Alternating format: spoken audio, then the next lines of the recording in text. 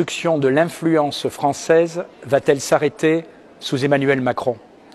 Notre éviction du Niger n'est qu'un nouvel épisode de la pitoyable débandade de notre politique étrangère. Guinée, Mali, Burkina Faso, tensions avec le Maroc, relégation de notre influence au Moyen-Orient jusqu'au Liban. La liste s'allonge à l'infini et va même jusqu'au Pacifique, où Macron a été méprisé et négligé par les Australiens et les Américains lors de leur nouvelle alliance régionale AUKUS. Quant à l'instabilité aujourd'hui au Gabon et peut-être demain au Tchad, elle pourrait bientôt nous faire déchanter une fois encore. Le bilan du président de la République est catastrophique en politique étrangère. On peut bien sûr l'imputer à des erreurs nationales. Arrogance et suffisance d'Emmanuel Macron, fin du ministère de la Coopération, affaissement de notre puissance militaire.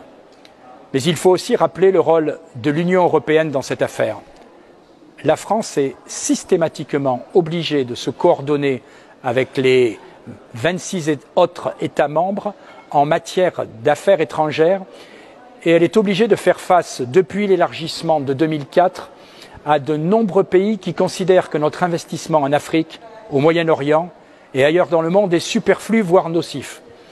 Pour ces pays, l'OTAN et les États-Unis assurent déjà ce rôle, alors à quoi ça sert de soutenir la France? Le soutien à minima de l'Union européenne et de ses États membres à l'action de la France à travers l'opération Barkhane a été particulièrement révélateur, obligeant nos ministres de la Défense à mendier une aide plus importante, une aide qui n'arriva jamais.